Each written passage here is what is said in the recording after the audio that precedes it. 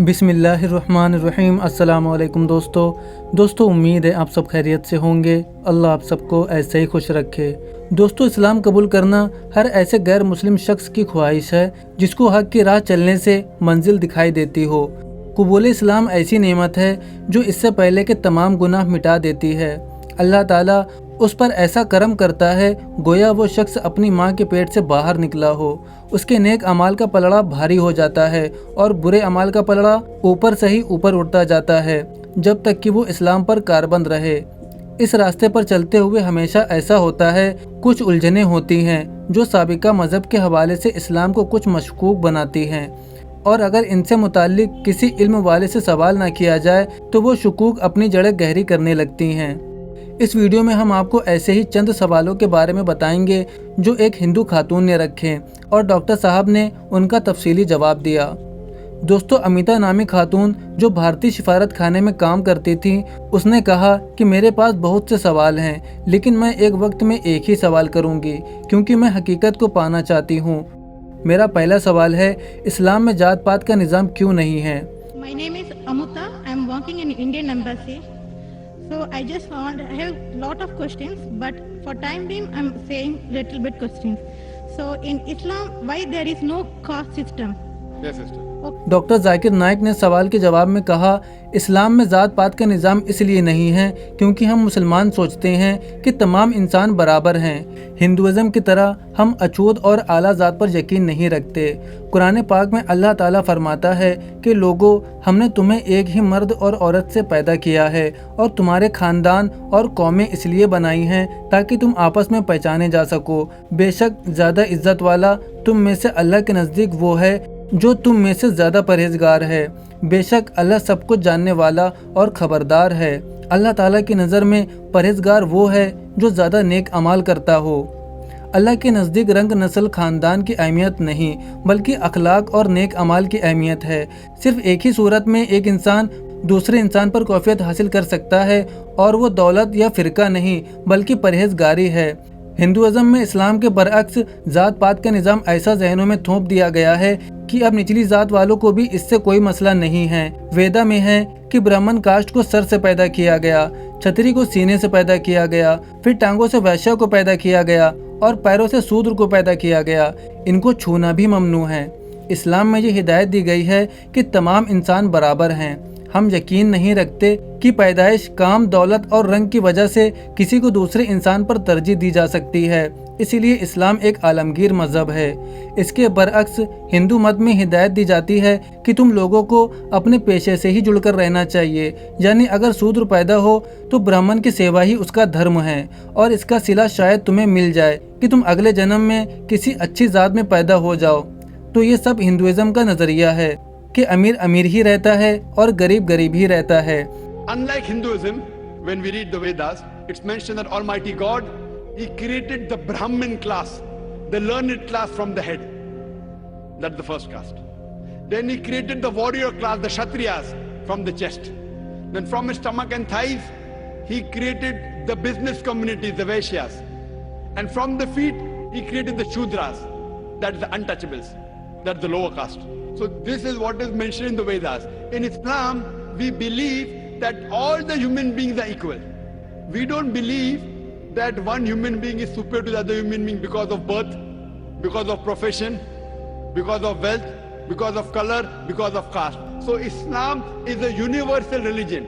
इस लड़की ने दूसरा सवाल किया और पूछा कि आपकी बात पर मुझे कोई शक नहीं, मगर मुसलमान खुद ही ये बातें करते हैं, फला सैयद है, फला शिया है, फला सुन्नी है, मगर ज़ात पात नहीं है। तो फिर ये सब क्या है? डॉक्टर जाकिर नाइक ने कहा, मुसलमान का मतलब है जो शख्स अपनी मंशा को अल्लाह ताला की मर्जी पर छोड़ दे। मैंने कभी नहीं कहा कि शिया, सुन्नी, सैयद, मलिक। कुरान पाक में अल्लाह ताला फरमाता है कि अल्लाह के रस्सी को मजबूती से पकड़े रखो और तफरके में ना पढ़ो। कुरान पाक में कोई फ़िरका नहीं है। ख़ानदान की पहचान ज़रूर इस्लाम में है कि फ़ला सुन्नी है, फ़ला अराई है। ये सिर्फ ख़ानदान की पहचान के लिए है। इसमें यह मकसद हरगिज़ नहीं कि कोई ख़ानदान दूसरे पर कौफियत रखता हो। یہ خاندان پیش منظر کو بتانے کے لیے ہوتا ہے۔ اس خاتون کے ذہن میں ابھی مزید سوالات بھی تھے تو اس نے پوچھا کہ مجھے بتائیں کہ اسلام میں شادی سے پہلے راشی کیوں نہیں دیکھتے؟ ڈاکٹر صاحب نے بتایا کہ ہم شادی سے پہلے ہاتھوں کی لکیریں یا پھر کسی بھی علم نجوم کا سہارا نہیں لیتے، کیونکہ ہمیں راشیوں پر یقین نہیں ہے۔ ہندوازم میں اس چیز کو کنڈلی کہا جاتا ہے۔ جب آپ کسی کو اپنی تاریخ پیدائش بتائیں تو وہ بتاتے ہیں کہ اس تاریخ کو سورج اس مقام پر تھا، چاند یہاں تھا، تو آپ کو اس کی مناسبت سے یہ کام کرنا چاہیے۔ یہ سائنس ہے مگر درست نہیں، بلکہ صرف ایک مفروضہ ہے۔ یہ مصدقہ چیز نہیں بلکہ صرف ایک خیال ہے جس پر ہندو یقین رکھتے ہیں، کبھی بھی سچائی جاننے کی کوشش نہیں کرتے۔ کنڈلی میں پنڈت جو بھی چیز بتاتے ہیں وہ کبھی بھی سچ ثابت نہیں ہوتی۔ کچھ اتفاقیہ طور پر ہو سکتی ہیں مگر 90% کبھی بھی وہ نہیں ہوتا جو کنڈلی دے کر پنڈت بتاتا ہے۔ قرآن پاک میں لکھا ہے، اے ایمان والو، شراب اور جوا، بت اور پال کے تیر سب شیطان کے گندے کام ہیں، سو ان سے بچ کے رہو تاکہ تم نجات پاؤ۔ آج کل تو ایسی مشینیں آ چکی ہیں کہ جس میں آپ اپنی تاریخ پیدائش لکھیں تو آتا ہے کہ ایک ہفتے میں آپ کی زندگی میں کچھ اچھا ہونے والا ہے، تو ایک ہفتے میں اگر 100 چیزیں غلط بھی ہوں کم سے کم ایک تو اچھی ہوگی، اور انسان اس پر یقین کر لیتا ہے۔ طوطے کے ذریعے فال نکالنے کا کام بھی عروج پر ہے۔ اسلام ان سب کے خلاف ہے اور بہت سے اوقات میں آپ اس پر بیوقوفی پر یقین کر بیٹھتے ہیں۔ جو بھی کنڈلی میں نکلتا ہے وہ صحیح ہے۔ ایک ریسرچ میں لکھا گیا ہے کہ ایک پروفیسر نے 100 بچوں کو پڑھانا شروع کیا۔ ایک ہفتے بعد اس نے کہا، میں اب تم سب کو سمجھ چکا ہوں، اب میں ہر ایک بچے کی ماضی کے بارے میں کچھ چیزیں لکھوں گا جس کی زندگی میں ہوئی، اور وہ کاغذ کا ٹکڑا ہر ایک کو دوں گا، مگر اس کو تب تک کوئی نہیں کھولے گا جب تک میں نہ کہوں، تو سب ایک ساتھ کھولیں گے۔ تو اس نے تمام 100 طلبہ کو یہ چیزیں لکھیں اور انہیں وہ پرچیاں تھما دی۔ سب نے ایک ساتھ کھولا۔ جب طلبہ سے پوچھا گیا تو 95 طلبہ نے بتایا پروفیسر کی لکھی گئی 90% باتیں سچ ہیں۔ راز کی بات یہ ہے کہ اس پروفیسر نے ہر پرچی پر ایک ہی چیز لکھی تھی۔ اگر کنڈلی ٹھیک ہوتی تو پھر ہندوازم میں کیوں اتنی طلاقیں ہو رہی ہیں؟ کسی بھی شادی سے پہلے کنڈلی دیکھنا لازم نہیں، بلکہ یہ دیکھنا لازم ہے کہ آپ کا شریک حیات نیک ہو۔ And there was a research done that once a psychologist, he was teaching a class of 100 students. And after 1 week he said, now I have understood your background, everything. I will write about each individual person, about his past and everything. But don't open the chit until I tell you. So he wrote to all 100 students details about the past. Then he said, okay, now open the chits and give me gradation. How much am I accurate? Believe me, more than 95% of the students said the professor was more than 90% correct. The secret was the professor wrote the same thing for everyone.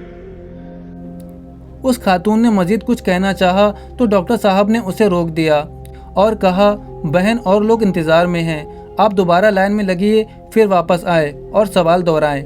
اس خاتون نے ہاں میں سر ہلایا اور وہ واپس چلی گئی۔ پھر دوبارہ جب اس کی باری آئی تو اس نے آتے ہی یہ سوال کیا کہ وہ اسلام قبول کر سکتی ہے۔ Yes, sir. I just want to take Shahada.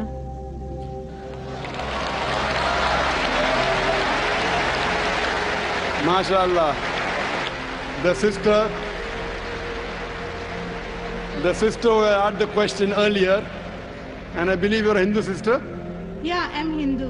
Yes, the sister who asked the earlier question, MashaAllah, Allah gave her hidayat and she wants to accept Islam. I want to ask you, sister, do you believe there is one God? اندھا کیا چاہے دو آنکھیں۔ Doctor Zakir Naik نے اس کی بہت تعریف کی اور کہا کہ میں آپ سے چند بنیادی باتیں پوچھوں گا تو مجھے جواب دیجیے گا۔ کیا آپ ایک خدا پر یقین رکھتی ہیں؟ کیا آپ بتوں کی پوجا کو غلط سمجھتی ہیں؟ کیا آپ حضرت محمد صلی اللہ علیہ وسلم پر یقین رکھتی ہیں؟ اس خاتون نے ہر سوال کا جواب ہاں میں دیا۔ تو ڈاکٹر صاحب نے کہا، ٹھیک ہے، میں آپ کو عربی میں کلمہ پڑھاتا ہوں، آپ پڑھے۔ اس خاتون نے ایسا ہی کیا تو ڈاکٹر صاحب نے اس کو مبارکباد دی اور اس کو پیشکش کی، اس کا کوئی بھی سوال ہو تو وہ اسلامک ریسرچ سینٹر میں رجوع کر سکتی ہے۔ ڈاکٹر ذاکر نائک نے اس کو ہدایت کی کہ آپ تھوڑا تھوڑا کر کے اسلام پر عمل کریں، انشاءاللہ باقی اعمال صالحہ آپ کو ساتھ ساتھ آتے رہیں گے۔ اس پر خاتون نے پوچھا، کیا کوئی ایسی تنظیم ہے جو مجھے نماز پڑھانا سکھا سکے؟ ڈاکٹر ذاکر نائک نے اس کو ایک خاتون کی تنظیم سے متعلق رہنمائی کی اور بتایا کہ وہ ان سے مل کر اسلام کی بنیادی اصولوں کے بارے میں جان سکتی ہیں۔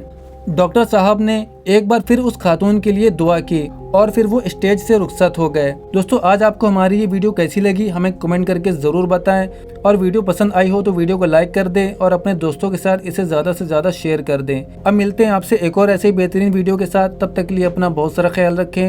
السلام علیکم ورحمۃ اللہ وبرکاتہ۔